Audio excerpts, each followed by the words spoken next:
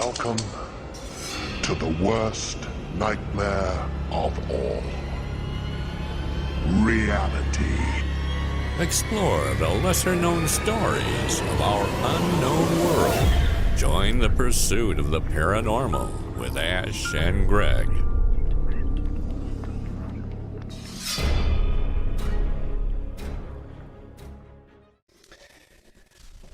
Welcome, Ash. Hello, how are you? Hello, Greg, and not bad. Just walked home from work in the rain. It's a bit wet at the minute. It's rain. Is it raining? Pissing down up in Manchester. Yeah, It's proper lovely. stormy weather. I've got a t-shirt and all sorts on tonight. So it's really nice. It's been dry for the last couple of days. I've even got the patio furniture uncovered, ready to go tomorrow. Nice. How are you? Yeah, all good. Just busy life with everything. But all good. So today We're going old school. we're going old school. So we're going to be talking about the Enfield Poltergeist story. So for me, this is probably the first paranormal case that got me into all weird stuff. I remember I must have been about 5, 6, maybe probably a bit more than that actually, about 7 or 8, and watching Arthur C. Clarke's World of Strange Mysteries or something like that. And they talked about poltergeists, and they talked about this particular story. I remember it. And they were talking about this house, and stones were just being thrown at the window, and that's all I can remember from back in the day. And I remember it freaking me out big time, and it's just like, oh my god, this is just proper weird. How is all this strange stuff, like, how's it happening? There's something invisible in that person's house, and you can't control it, you can't see it, unless it makes itself known, and just a bit like, what? So that was my sort of first taste of anything sort of out of the ordinary. And this particular case happened coincidentally 44 years ago this month, so August 77. So we've timed it quite nicely. Coincidentally as well. We were talking about it the other day about what we're going to do in the upcoming episodes, and I've really wanted to talk about this for some time, and it's my go-to one when people talk about favourite paranormal sort of cases. Yeah, because I've obviously heard like the Enfield haunting and stuff, but I never really knew much about it. I've only heard sort of from you on other episodes where you've briefly talked about it, or when we were a guest on other podcasts and they've asked you what your favourite case is. It's this one. So I don't really know much about it apart from what you've sort of briefly mentioned. Yeah, it's on the show. Super weird one. It is a super weird one. And if you've seen The Conjuring 2 horror film, that is loosely based on this house. Okay. There's a 3-part program with Timothy Spall on Sky One a few years ago called The Enfield Haunting, and that was based on this story as well. So I've seen all of those things. There's a book. I haven't read the book actually. I think it's called My House is Haunted, or This House is Haunted, and it's one of the guys who investigated. He was the reporter who investigated this at the time. Guy Playfair. He wrote a book about everything that happened. It's like a diary as such of everything that happened or didn't happen, or Okay, cool. but it's a super interesting one. So I'll give you the brief lowdown about what happened. I'll just condense it, and then we'll go through sort of a bit of a timeline of what happened. But essentially, in August 77, things weird started happening at this house. There's a family. The mum, Peggy. There's a girl called Janet, one of the daughters. There's an older daughter, and a younger brother. And it all starts one day with some knocking and things happening, and then it escalates up as we go through the episode, to voices being recorded on tape, and all manner of weird shit happens. So it's one of the most documented poltergeist cases, certainly in the UK.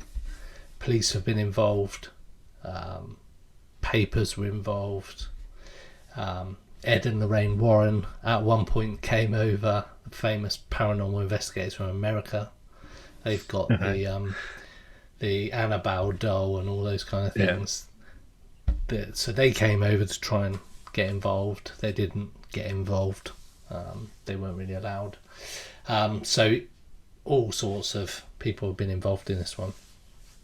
You said the police were involved. How did they get involved?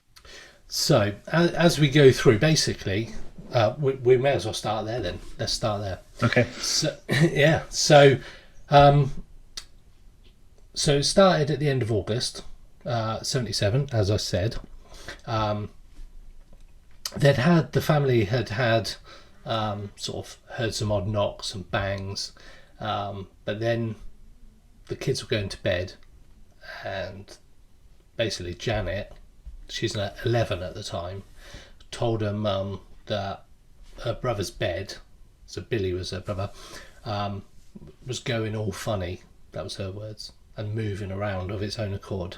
And Peggy was just like, no, just go to bed.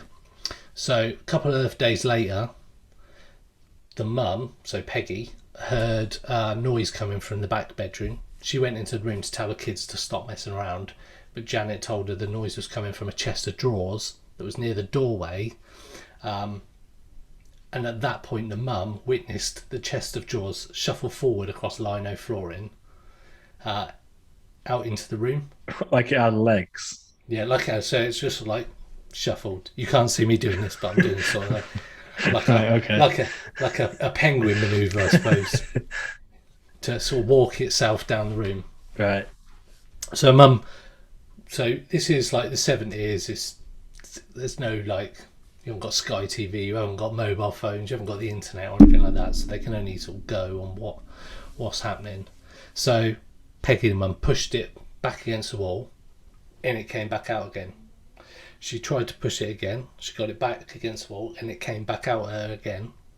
She pushed it back a third time, and as she's trying to push it back, it wouldn't even move. So she was like freaking out at this point, the mum. Went round to next door. The guy that sort of lived next door was this big, old school kind of man, proper man's man, as it were. Went round to the house, thought it might just be something in the house causing an issue. He went into the house alone because obviously Peggy and the kids had gone round next door, and claims he heard like a distinct knocking sound that just seemed to follow him around the house.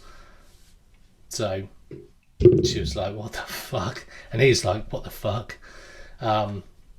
So you mentioned the police.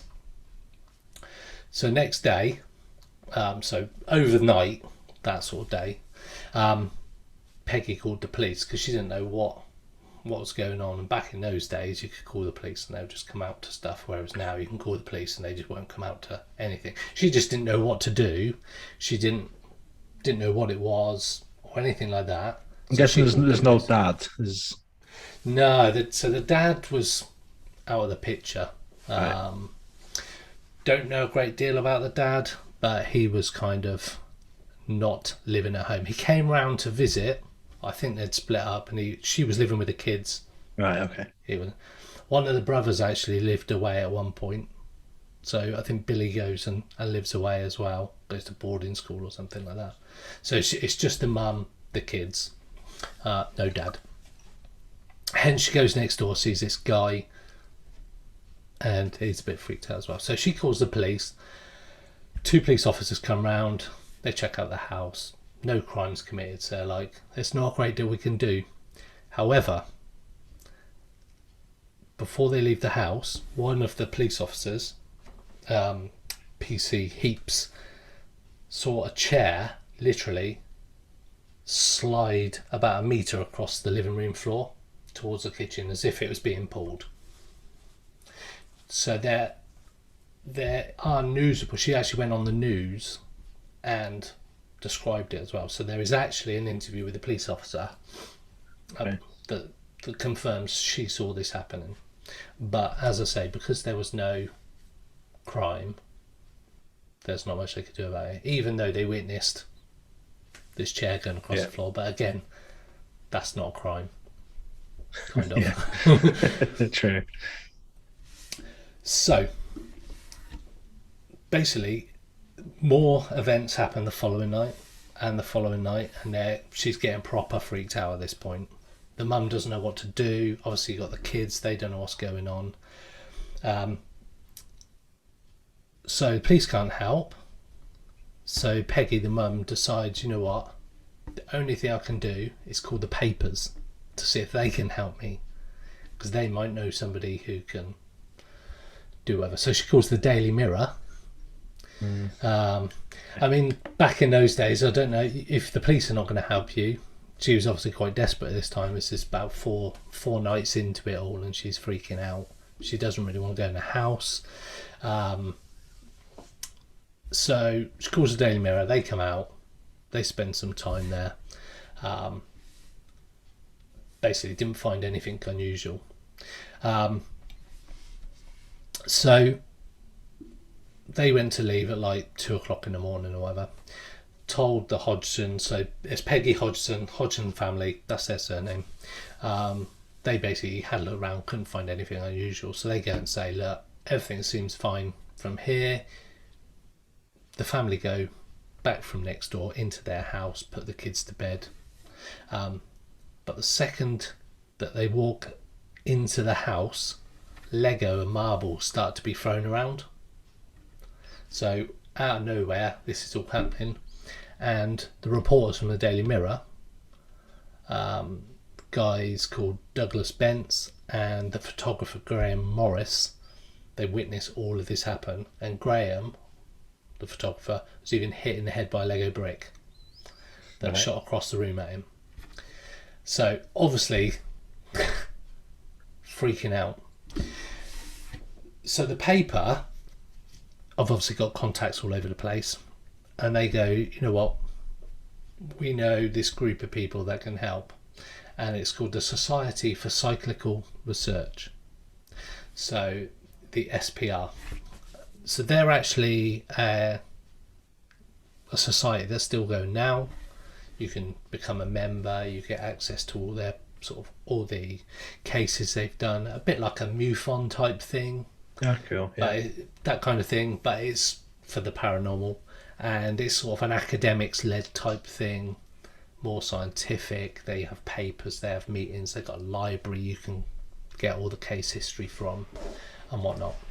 I've looked into joining myself just to get some good bits and pieces, but never got around to doing it. So they contact the Society for Cyclical Research and basically get one of the newest guys, who's an eager investigator called Maurice Grosse. Maurice Grosse comes round, got big glasses, he's got like a handlebar moustache, a proper, it looks like somebody who would investigate ghosts back in the 70s. Strange looking guy, really nice guy, and as you'll see over the coming sort of 18 months he almost becomes part of the family because he spends so much time there.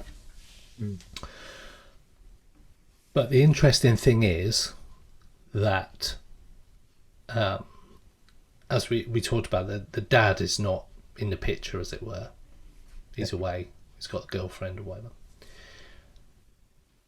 So the kids have got no father figure. So back in the 70s, like, split families and divorced and separated parents, quite unusual. I know growing up in even in the 80s, a friend of mine, their parents split up, and that was quite big news. Yeah. In the schoolyard, as it were. It's like, oh my god, they've split up, and and getting divorced, and that was a big thing. Whereas nowadays, it's not quite such a big thing anymore, is it? So back in the 70s, proper sort of unusual situation. So they've got no father figure. Morris comes along, nice guy, looking to look after the family. He basically told the mum, stay calm, keep a diary of everything that's going on, and we'll have a look into this. So I mentioned then that the Hodgsons got no dad. Well, the Janet and her sister got no dad in the picture. Morris has recently, like within the few years leading up to it, lost his daughter. She died, and her name was Janet. Right. Okay. So, kind of this sort of bringing together of people, sort of missing a father figure, missing a daughter figure, and I think that creates a bond with them, but also, as we go through, possibly causes him to be a bit more tolerant of things that happen, which I'll come on to. Right. Okay. So Morris is there. He comes back. He's met with the reporters from the Daily Mirror. They spend a lot of time on it. It gets published. It's on the front page of the Daily Mirror about poltergeists and all this kind of stuff. They hear a loud crash. So this is about a week and a half after it all started. They hear this loud crash early in the morning. They go into the girls' bedrooms. They rush to find two sisters asleep, but a chair has been flipped over and moved across the room. So basically, Morris is like, there could be something here. Might not be, but there could be something here. So it all keeps going on. Peggy goes on to LBC, the London radio station. Yeah. She actually goes on radio phoning because the Daily Mirror broke the story and described the family as living in fear of strange goings on. So you can imagine, this is quite big news at the time. So Peggy's on there with Morris on LBC in London for about 2.5 hours talking about everything. So all proper weird. Radio 4 turn up to the house. They stay the night. They witness chairs moving, and bed shaking. So it's a build-up of people seeing and hearing stuff. And this is like only less than 2 weeks into the first sort of knocking noises, so it's proper escalated up. Yeah, big news. It's gone viral, I guess. Yeah, it couldn't be any more. I mean, if TikTok was around then, shit would be massive everywhere. YouTube, they'd be raking it in the subscribers. So, yeah, this is big news at the time. And for those youngsters who don't remember pre-internet, there wasn't a great deal to do. The TV was pretty poor when I was growing up. So even up to the 90s, there was like 4 channels on TV. It turned off at like 11 o'clock at night. You probably don't even remember that, Ash. I remember there being 3 TV channels. You had BBC One, BBC Two and ITV. And I think it was called Granada or something like that. And then that was it. 10:30 at night, 11 o'clock, it used to go to like CFAX. Do you know what CFAX is? Maybe we should have a teletext. Teletext. Yeah. So there was nothing. You didn't have. That was all you got your information from was the newspapers and what was on the news on those 3 channels between the hours of like 7 a.m. and 10 p.m. There was no internet. So for this to go into the paper and on the radio and that kind of stuff was probably the equivalent of trending on Facebook and stuff like that. So yeah, big news. So around that time, So Morris has basically said, I'm going to help. I'm going to investigate this case. The radio are involved. The papers are involved. In walks a guy called Guy Playfair. He is also a member of the SPR. He's also an author. So basically he decided to join Morris and investigate the house. He ended up spending 100 or making 180 visits to the house. Of that, he spent 25 full nights there over the course of the sort of 18 months or so that this all took place over. So you think 18 months, what's that? That's 540 nights or so, 540 days. He spent 180, or went there 180 times. So one in every 3 days he was pretty much there. So he spent a lot of time there. Again, things are still escalating, bubbling, and around a month later, after it all starts, basically they had to go round to Peggy's brother's house because it's all becoming a bit too much. Their kids are freaking out. Peggy's freaking out. The problem comes when they're at the brother's house. They're making the wife is making a cup of tea, and a child's toy appears in front of her face and just drops the kitchen floor. So this is not even in the Hodgson's house. It's basically followed them. Yes, it's gone with them. So you can only imagine what they're doing.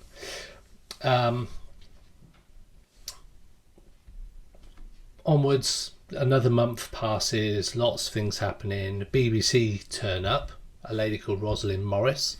I've got some voice clips that she took a little bit later on.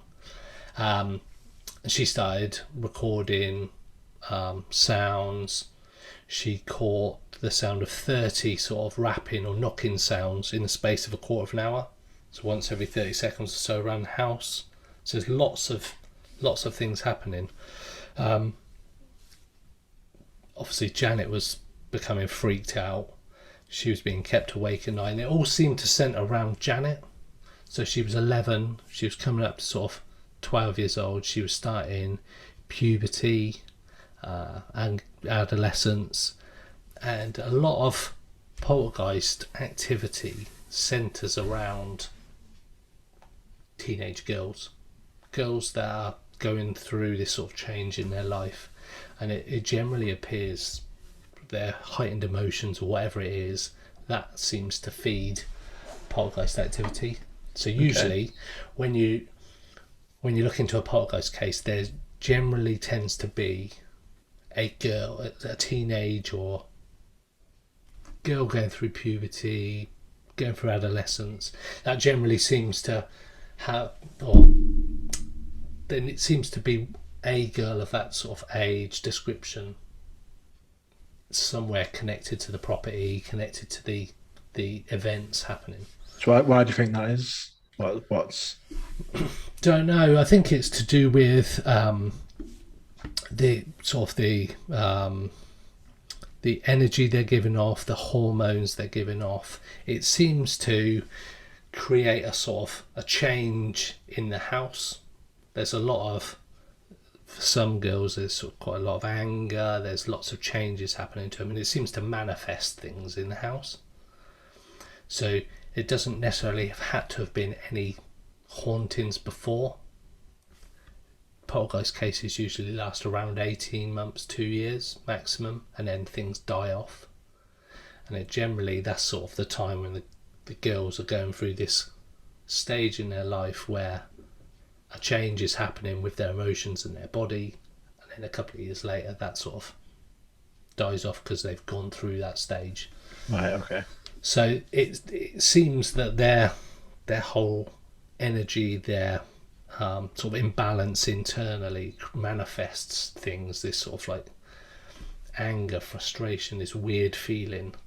And if you've seen the film Carrie, that's centered around a girl that's sort of that sort of age, and she starts moving things with her mind, and it all goes quite scary. And it's all, a lot of horror films are based around girls, particular around that sort of age. Yeah, like the Because- exorcism films and Yep. stuff. It's all Yeah, young girls. Exorcist, all that kind of stuff. They're all things that have happened to people that sort of age. Interesting. Yeah, so Janet's having a bit of a nightmare. It seems to be affecting her worse. It's affecting her schoolwork. The council refused to rehouse the family, but they send them away for a week during half term to try and get them away. As I mentioned right at the start, there's a brother called Johnny. I didn't mention his name, but Johnny, he's away at boarding school. He came home at that time, but they've gone away.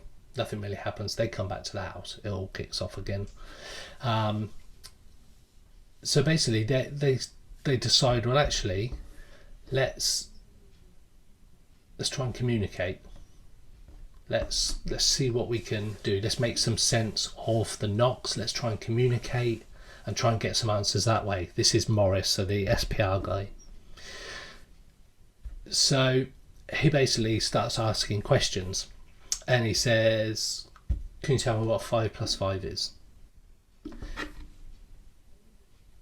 Knock, knock, knock, knock, knock. 10 knocks come.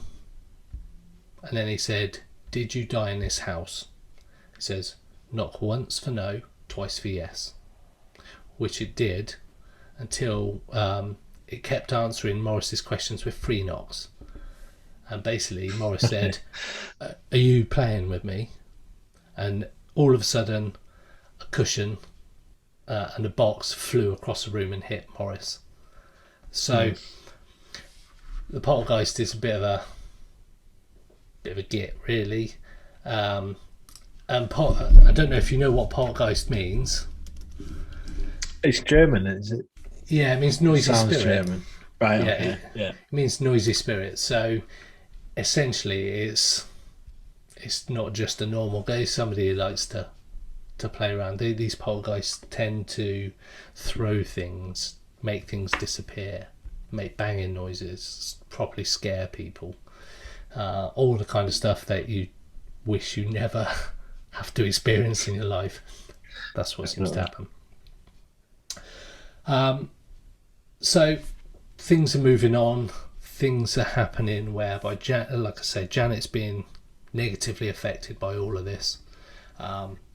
Janet gets tipped out of her bed. Mattress gets put on top of her. It's just a nightmare for them, basically. So the mum again is panicking. She doesn't know what to do. So she calls out to the spirit and says, "Leave me a message." She's that upset with the whole situation. She's just like, "Just leave me a message." She goes downstairs and she finds a note by the fridge saying, "I will be and stay in the house. Do not read this to anyone or I will retaliate." Nice. I don't even know how, personally, I don't even know how you'd cope with that stuff. You also find that people with these kind of hauntings refuse to leave the house as well. They're like, "Fuck it, it's my house. I'm not being driven out by you. I'm staying there and I'm dealing with it." Even when it negatively affects them and it like makes people ill and they're losing sleep, they're just like, "Fuck this, we're not leaving. You won't get rid of us just by banging on a wall." So basically things happen. Morris Green's still there. He's doing loads of stuff. Peggy's brother comes round, goes round to check on Janet and whatnot, and he finds Janet asleep on top of a radio which was on top of the chest of drawers. Okay. He doesn't know why she's up there. So these radios back in the old days are quite big. They're like TVs, big back TVs. They're big radios. So yeah, they find Janet on top of the chest of drawers, on top of the radio, asleep. Thing is, Sounds comfy. yeah, doctors have been round to help her sleep. They gave her 10 milligrams of Valium, which basically knocked her out cold because she'd been experiencing some kind of seizure. So they gave her some Valium, knocked her out completely, and there she has climbed on top of a chest of drawers. And bear in mind, this is like 3 months after everything happened, so a lot's happened in this 3 months. They find Janet out of bed. They find Janet sleeping under the bed. Mattresses thrown onto the floor. Apparently, they'll like go out the room, come back. She's been thrown across the room, or she's at the other side of the room. So Janet's really taken the brunt of all of this. They have mediums come out. It's just a nightmare situation, basically. So again, a little bit later on in the month, so we're approaching December now, beginning of December. Janet gets pulled out of the bed. She describes it as feeling as though she was pulled by her arm out of the bed. Sometimes Janet was thrown. Peggy's seen the bedroom door open and found her sliding headfirst down the stairs, still asleep. Like all weird shit happening. The kind of stuff that you would hate to see on a horror film. Yeah. And this is in the 70s. Yeah, I think what makes it even worse is the girls don't have any kind of reference point. So like now you can see all these things happening on Facebook, and people might say, oh, that's just what happened in The Exorcist or whatever. They've got no sort of point of reference for any of this. This is all happening and they're just telling it how it is. And this is when it starts to get very weird. So beginning of December, voices start to come, and when I say come, they start talking through Janet. Okay. So as I say, Janet is this youngster. It seems to be affecting her. She then starts making this voice, a gruff male voice, and that some people say she's putting it on, and I'll play the clip in a second, the first clip, and people saying she's putting it on. But Morris later on said that she would talk like that for hours upon hours over the course of days and weeks. And when she stopped talking with this voice, her voice went back to normal. And they said if you were doing that kind of voice for hours on end, you wouldn't be able to speak properly. So they said it was actually affecting certain parts of her vocal cords that she shouldn't be able to control, especially at her age. So they're like, and when you listen to it, is it creepy?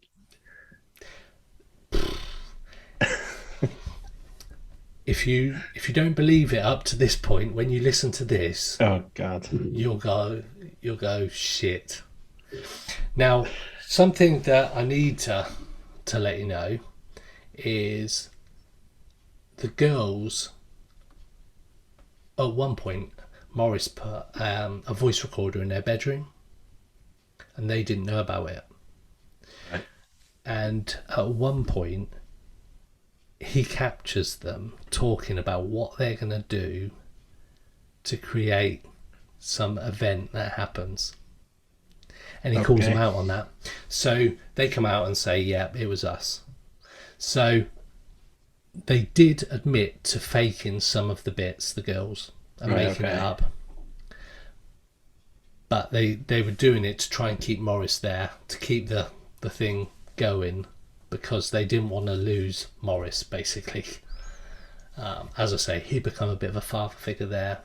Over the course of the few months already, he's kind of like become this patriarch of the family, helping them out in their time of need and whatnot. So some people believe that they faked the whole thing. There are photographs that you can search for on the internet that will show them being photographed in midair. But when you look at them, it's quite easy for me to see that they are jumping on the bed and they've just taken a photograph in midair. Right. Okay. Yes. Okay. So there is some Definitely fakeness. Yeah, and they confirmed they'd faked it. The girls, not Morris. It was all investigated properly. So sometimes, this levitation stuff, it wouldn't happen unless he turned his back to them and took a photo. So he wasn't allowed to see what was happening. And that is where they were jumping. And when you see some of the photos, it was in the papers, the photos, it looks like they're jumping bed to bed there, like 2 beds in the room next to each other, single beds. They shared a bedroom, and it looks like they're jumping. Right. So some of it is definitely not paranormal. Right. And there's no question. And they admitted that. But I need to play the voice clips now. It's going to freak me out. Yeah. It freaks me out. On tonight. It freaks me out. So God. I will play the first one. So I'll play it, then I'll tell you a little bit afterwards. Let me tell you. Right. So are you ready? So this is the first time one of the news reporters decides to tape what's going on. Okay. Look. Talk to Rosalind, she wants to talk to you. Good evening. Good evening. Are there 2 of you there? Yeah. What are you called? Tom and Dean. And where's Harry? That's a joke, isn't it? So I don't know if you could hear the gruffly voice. Yeah. So that was the first time they'd sort of caught it on tape, as it were. So the next clip, I'll let you listen to the next clip and see what you think to this. Can you tell me where you are at the moment in the room? On top of Janet. Why do you sleep on top of Janet? It's my bed. Why can't Janet feel you? I'm invisible. Why are you invisible? So I'm a G-H-O-S-T.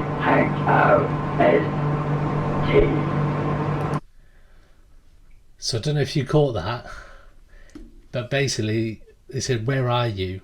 And he said, "I'm on top of Janet." Yeah. It's like, "Why do you sleep on top of Janet?" He goes, "Because I'm invisible." And he goes, "Why are you invisible?" And he goes, "Because I'm a G-H-O-S-T."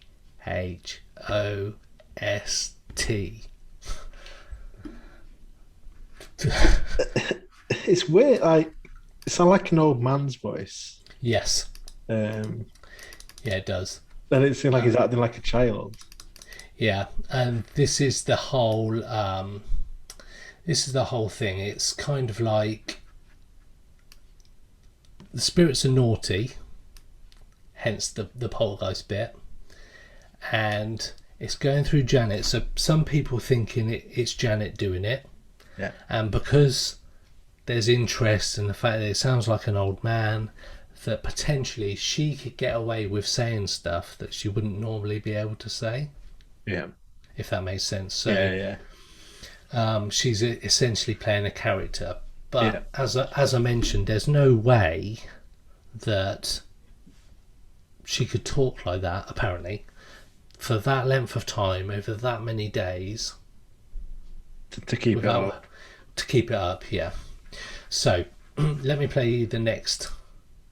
Can you hear it okay? Yeah. Yeah. Cool. Right, so I'll play the next clip. And then we've got one more clip at the end, which is the extremely freaky clip.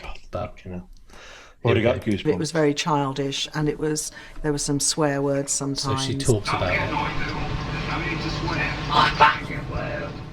Some of the things it said were very embarrassing, for instance, the swearing. So that was Janet later in life talking and saying it was quite embarrassing. That's Janet. Oh, pardon, sorry? That was Janet talking then. Yeah, that was Janet talking. Sorry. So what I'll do, let me play that sort of section again. But yeah, so you'll hear the voice swearing, and then you'll hear Janet saying the fact that it was actually really embarrassing. And as an 11-year-old, would you necessarily know the F word? Might do.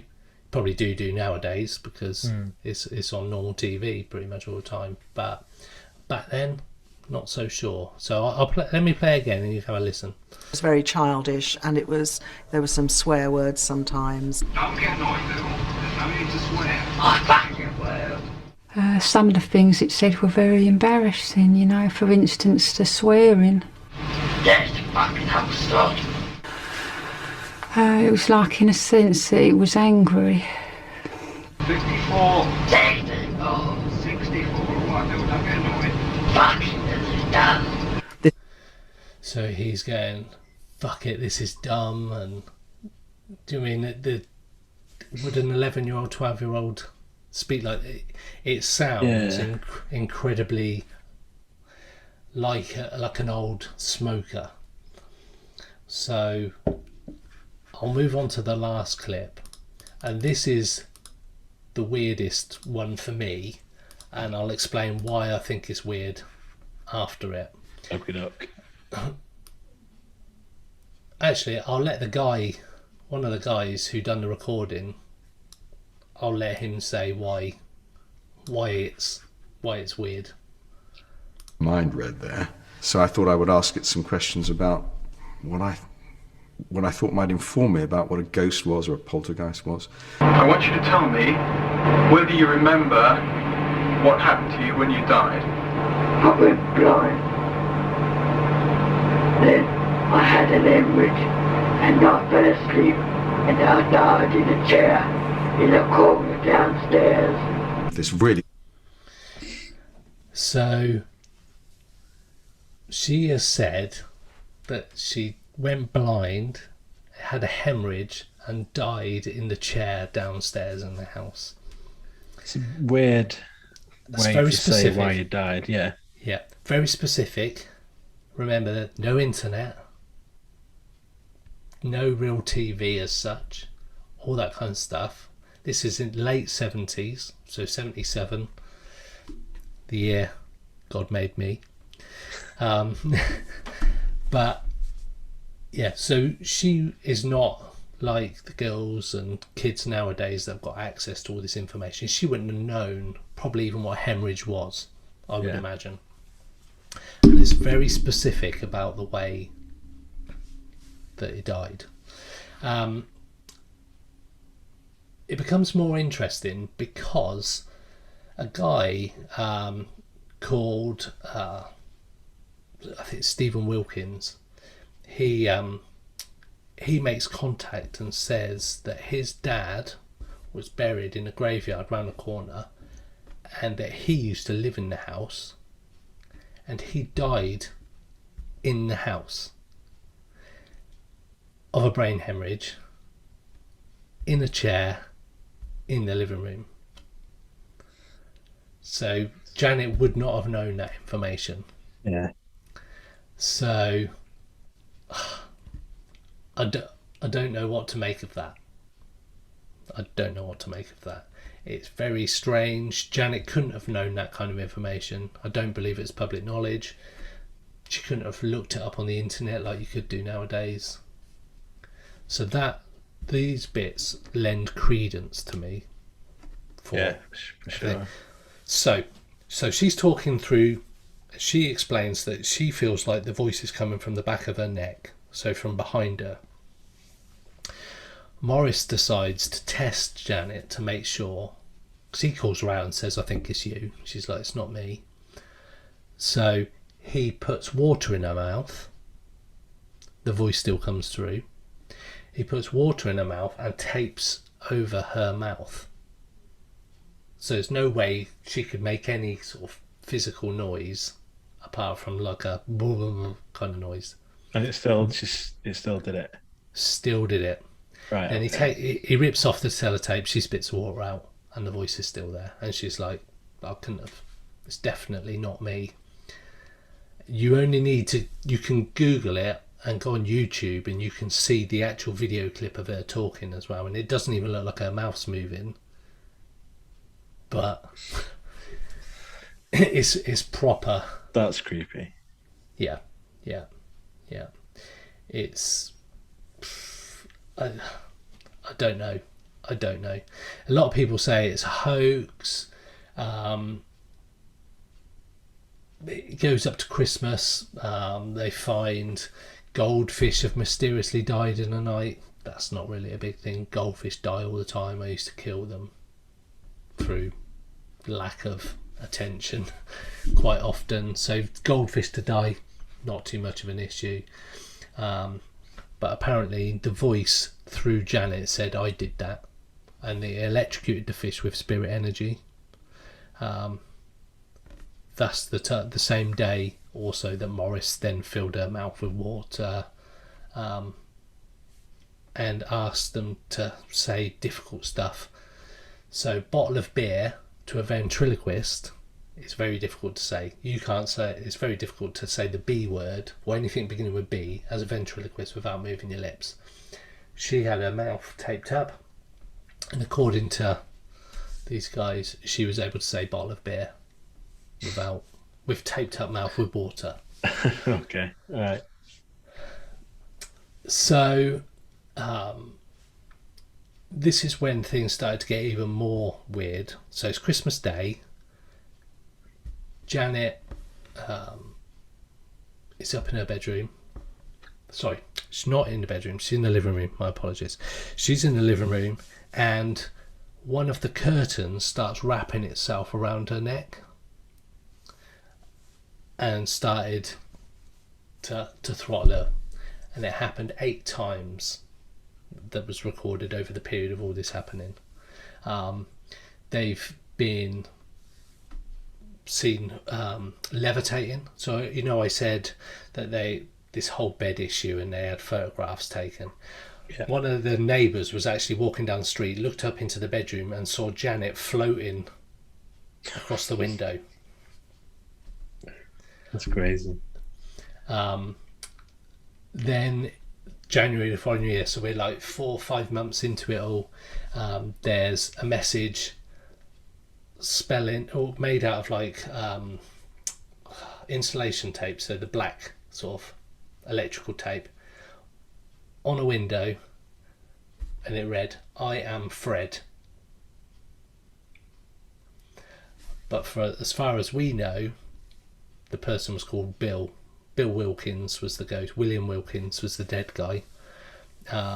So Morris and also Guy Playfair have put it down to the girls being a bit cheeky, and they're making it up. So as I say, there are times when they've been called out and the finger's been pointed that they've been faking stuff. Yeah. They did admit to some stuff, but it's the majority of the events that took place during that period of time cannot be explained according to the evidence. They get experts involved over the course of like the next year. They see shadowy figures, fires just start out of nowhere, spontaneous sort of like combustion of things. They actually looked at Peggy's diary, because right at the start Morris said keep a note of everything that happens. They found, so this is April the following year, so it's nearly a year into it, in Peggy's diary, that they found 155 incidents of apparitions of human form. Right. And they were becoming more and more frequent as, say, small fires started, like matches would go up in flames. And that's the time that Ed and Lorraine Warren, the famous American paranormal researchers, they turn up and try and sort of get involved. They turn up a few times, but they're sort of not really allowed to get involved. They're like, no, we don't want you here. But why did they say that? I think because around that time, Ed and Lorraine Warren are famous. They're sort of celebrities they're kind of like the most haunted crew back in the day. And I don't think they wanted that kind of publicity. It looked like they were out to make money from it. It was all about Ed and Lorraine rather than Right, the okay. house. Yeah, that's fair. So it was just like, yeah, off you go, thanks but no thanks type stuff. And then from then on, it just bubbled up and carried on going over the course of time. Things were being thrown in and outside the house, stones being thrown over gardens, all that kind of stuff. There was just weird things happening. Janet went to be tested at the Institute of Neuropsychology in South London. Janet underwent tests, psychological tests, physiological, medical tests to try and find out what's been going on. Very inconclusive. But they did find, or they did say that no poltergeist activity followed Janet. And they said because the power can't build up, because there's no one else to help build it up, so it all seemed to be centered around Janet. Like I said, she's going through puberty, she's going through adolescence. 6 weeks later, she comes home, clean bill of health, everything's fine, everything had calmed down while she had gone away for 6 weeks. Within half an hour of her return, she saw a figure in the kitchen and described it as being of a little boy. So instantly it's all kicks back off again when she gets back home. They got this guy out, a Dutch medium. His name was Dono, couldn't speak English, didn't really know what he was going to do, but he was sort of recommended to them. They did mention that no healing ceremony, or like no healing ceremony was performed. He went up to the bedroom on his own, came down later, and basically said that was it. And Guy Lyon Playfair then said that the house definitely seemed calmer after he left. Didn't know what he did or anything like that. It all seemed good. And this is just over a year later from when it all started. Even though it sort of calmed down, newspapers ran follow-up piece sort of a year to the day pretty much now, and basically said it now dropped off, but it had been caused by a poltergeist. It all started to calm down, so it all sort of like faded out the following year. So 2 years into it all, it completely died down. Things happened every now and again, but nothing of note. It became more and more infrequent. They got a priest out to bless the house so around 2 year anniversary, and after that it didn't entirely stop, but everything sort of died down. There was knocking noises, that kind of thing, and that was it really. They moved house. Janet made a full recovery. She doesn't really remember all of the incidents, because a lot of the time she was like in this weird sort of state. She didn't really know what was going on. But interestingly, so Janet's older sister Margaret, they confessed that 4 years before the first incident began, they played with a Ouija board in a friend's shed. Right, okay. They claim to have seen the face of a demon appear at a window, and they think that might have been the start of it all. But I don't know. So what was the conclusion of like the SPR guys? What did they sort of make? So as I say, the girls did say that they faked some of it, but only a small amount. They claim it was sort of like 1-2% of all the stuff that happened was down to them. They claim, so Morris, the investigator, and Guy Lyon Playfair, they believe it was definitely a poltergeist that was attached to Janet. They don't know why it came about. As I mentioned earlier, around puberty, sort of adolescence time in girls particularly, this sort of manifestations happen. And almost 2 years on, it all fades off and stops happening. Usually when the girl that's affected sort of goes through puberty and she's sort of becoming a grown up at that point. So SPR believe that definitely something happened, that poltergeist activity was there. There was this guy called Bill Wilkins who had actually died in the house sometime before that. The son confirms that he died of a hemorrhage. Janet wouldn't have known that information. So, yeah, strange things happened. That makes it very hard to doubt it, I guess, with that information. Yeah, it's because there's so many witnesses to everything that happened. We've got the tape recordings that I played, and this stuff is available online to see. There's actually a Channel 4 documentary. It's about an hour and a half long, and it's incredible. And you see the environment they're in. It's like a proper terraced council house of the 70s. Typical wallpaper, typical sort of setup, sort of kitchen, living room, and then bedrooms upstairs. I think they call it like a 2 up, 2 down type thing. Yeah. It looks like a bog standard house in Green Street in Enfield. It looks like any other house on the street, except all this weird stuff happened. And it's on voice recorder, it's on videotape. The police were involved and witnessed it. You've got reporters being involved. You've got Ed and Lorraine Warren trying to turn up and get their claws into it. You've got other people trying to find out what's going on. It's you can see why it's held the I guess the interest, and it's stood the test of time, because 77 is what, 44 years, nearly 50. 44. No, I'm not really. So I was born in 77, which is my frame of reference there. 44 years, nowhere near 50. Thank you.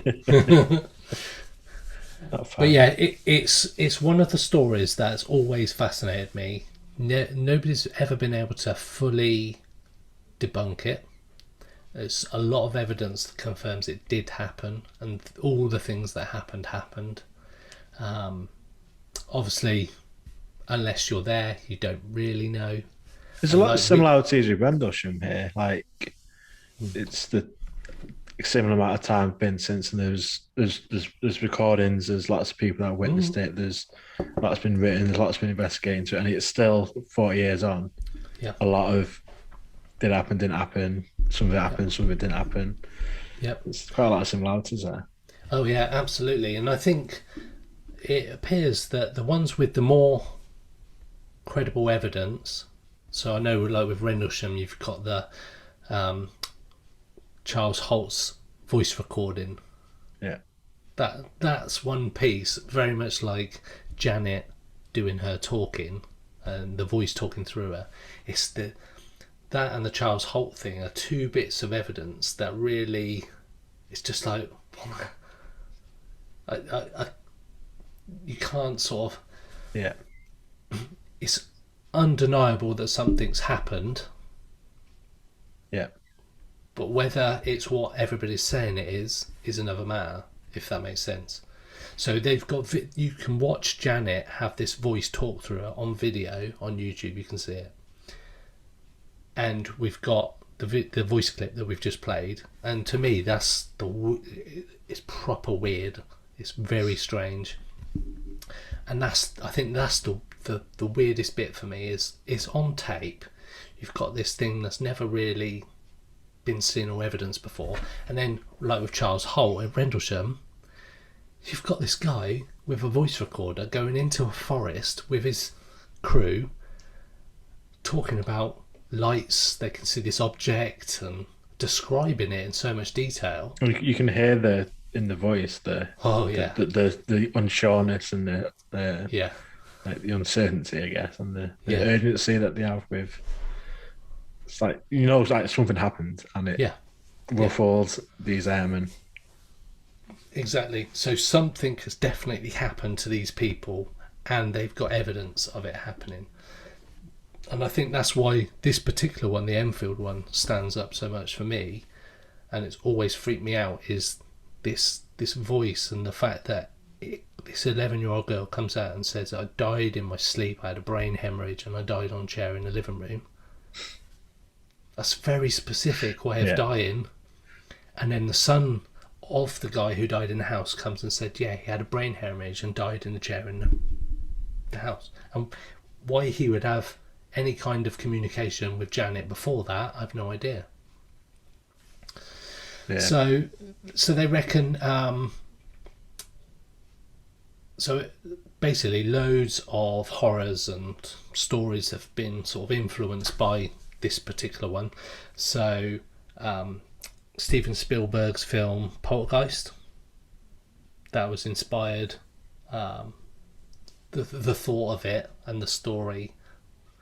There's a young girl in a Poltergeist film. Yeah.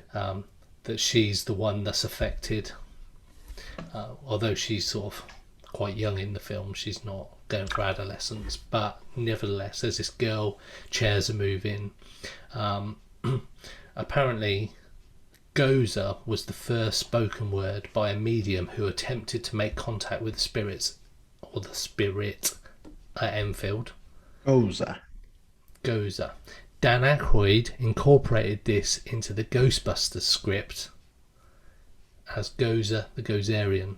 One of the, I think, what's his name, the little guy with glasses, he becomes Gozer, the gatekeeper or whatever. But what does Gozer mean? Just a random word. Yeah, it appears to be, yeah.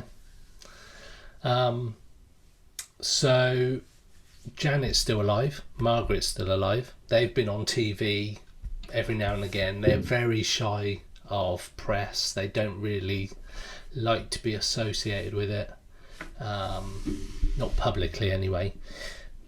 So they went back to the house a few years ago. They actually met up with Lorraine Warren. Ed had passed away like 10 years before that, and there is documentaries online of this meet-up and sort of a reunion. As I say, every single thing that happened when Guy Lyon Playfair was there is documented in his book, that This House Is Haunted. And it's not like a page-turning horror story. It's literally, on this day this happened, on this day this happened, on this day this happened. So it's more of a documented, evidence-based sort of report. As I mentioned, the Enfield Haunting with Timothy Spall came out as a Sky thing. That's really good, actually. I enjoyed that. So yeah, it's a story that just keeps going 44 years later.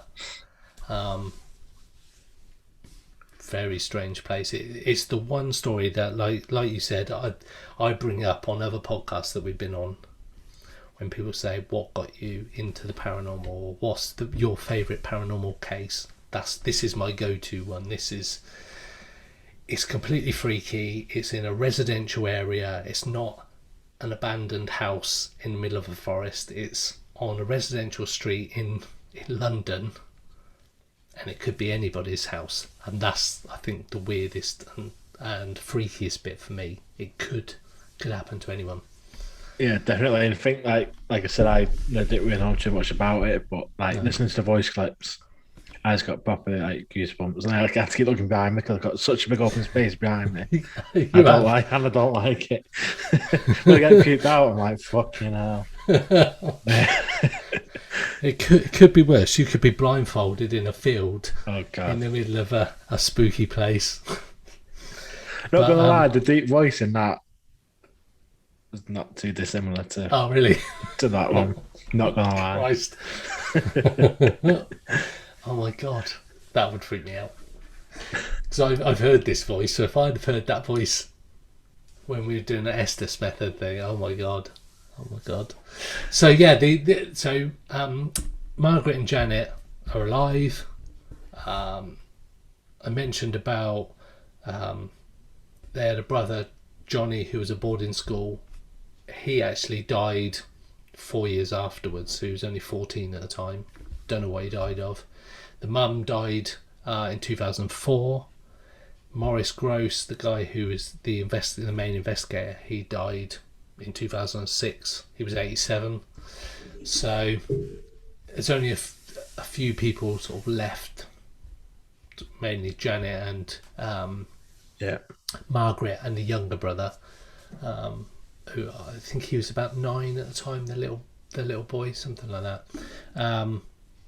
It's a lot for them to go through, like being such young ages and all the media attention and people in the houses and obviously just everything going on as well. It's, and I think they also liked the attention as well, because like I say, they didn't have this father figure there, so they weren't getting a great deal of attention. Peggy, the mum, was trying to support them, so she was working all the time and all that kind of stuff. So for them to have a lot of interest from the press, from Morris in particular, as I say, he had a daughter that died a few years beforehand, and her name was Janet as well. So there was this strange connection, which is why I think he was a bit more tolerant when they found out they admitted they were faking stuff. So I think he allowed that to be part of the narrative and didn't just say, well, if you fake some of it, you probably faked all of it. Yeah, some people some people just like, no, that I'm done. I cannot, because like I say, it does cast out or whatever. If they want to know a little bit of it's fake, then it's hard to then like I say, people have genuine reason to then doubt the rest of it. Yeah, which is just a shame, I guess. Yeah, it is. It is. But the good thing is that they actually admitted that it happened. They admitted they faked some of it. So I suppose if and they admitted it at the time rather than sort of 3 years later. They didn't come out later on and said, oh, by the way, some of that was fake. Because if they'd have done that, I think the whole story would have disappeared. So by them just saying it at the time and going, you know what, it was us, that bit was us, you caught us. Yeah. But we didn't do all the rest of it, and that certainly wasn't me talking type job. It's the weirdest story, and definitely. I think and because it happened so long ago, same as Rendlesham really, there was no internet, there was no point of reference for these people involved for it to be anything other than a genuine experience that they had. Whether what that experience was, we will only know based on these recordings. So Charles Holt's recording and these evidence bits that are still sort of available online, of the voice recordings from Janet. But definitely something happened. Something weird happened. Something on both of those sides, definitely strange stuff happened. Like you say, on the Charles Holt, you can hear it in his voice, something's happening that isn't normal. Yeah. So what do you think to the story?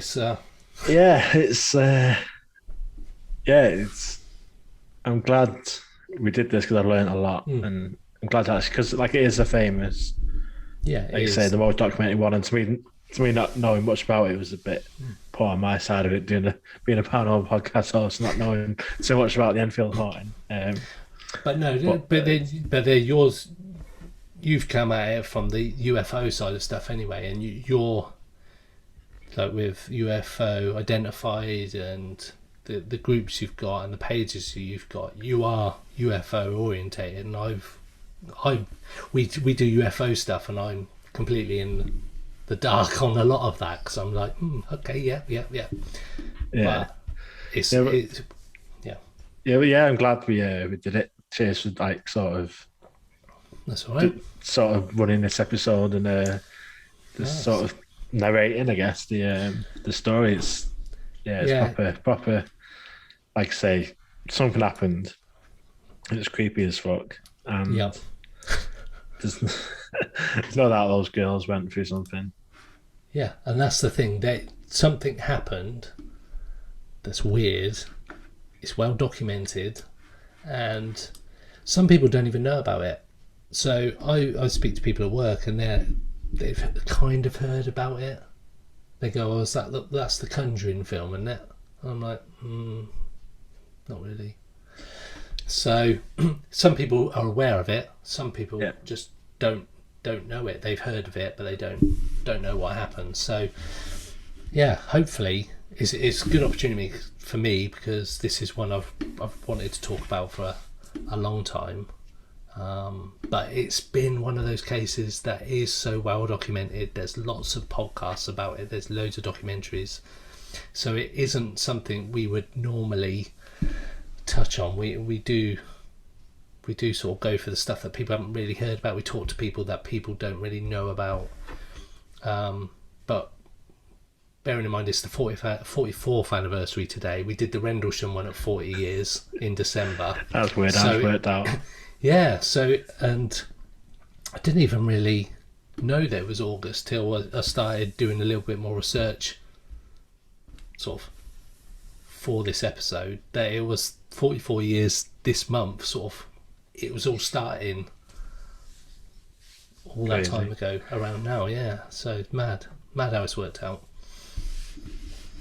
So yeah, that about wraps it up from this episode. If anybody's got any questions or any stuff they want to discuss, drop us a message. As always, we still get lots of interactions on some of the Facebook posts across multiple groups that we post the episode details out to. So we do get a lot of interesting comments and lyrics to songs this week. One of the comments, I don't know what that was all about. Even when I put a question mark, what song was it? I don't know what song. I mean, it's like, why is he just basically copy and paste his whole song lyric? Yeah, I don't know what that was all about. I don't know what, but yeah. So feel free to interact with us. And don't forget to click on the link to vote for us in the 2021 Paranormality Podcast Awards in the UFO Alien category. You advertising whore. Let's get that. It's got to be done. Yeah, but we've got to the end of September to vote, and we're up against some really good podcasts, so we need every vote does count. Yeah, every vote does count. We just hope that they go, oh, they're not going to get. We've got loads of people going to vote for us. No, I don't think, like you say, we're up against very stiff competition. So everything you guys can do to help us is appreciated. If you win, we'll do something. Or Greg will do something special. I don't know what.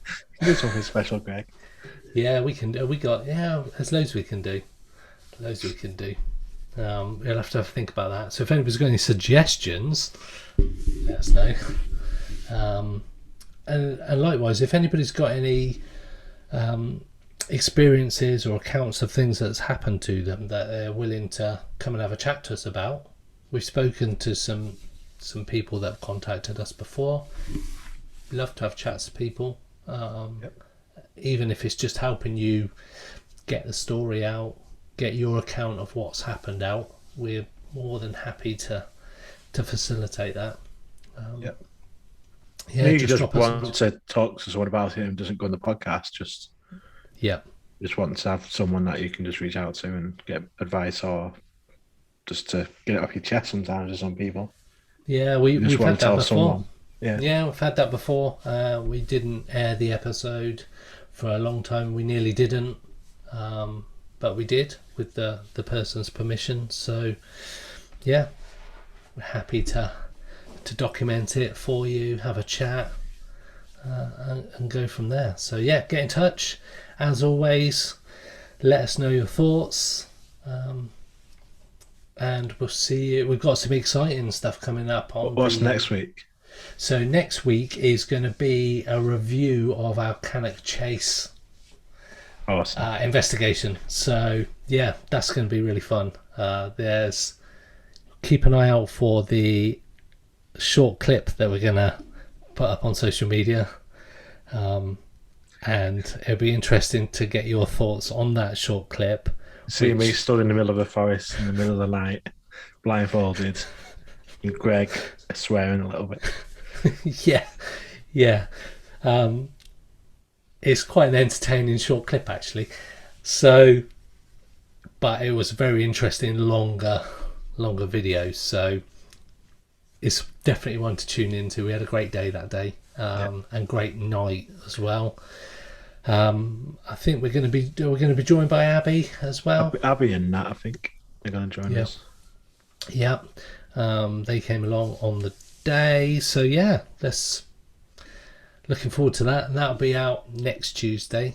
Yeah, so subscribe on any podcast provider and keep up to date with us on social media. But thanks for joining us, everybody. Yeah, cheers, guys. Cheers. See you next time. Bye. Pursuit of the Paranormal with Ash and Greg.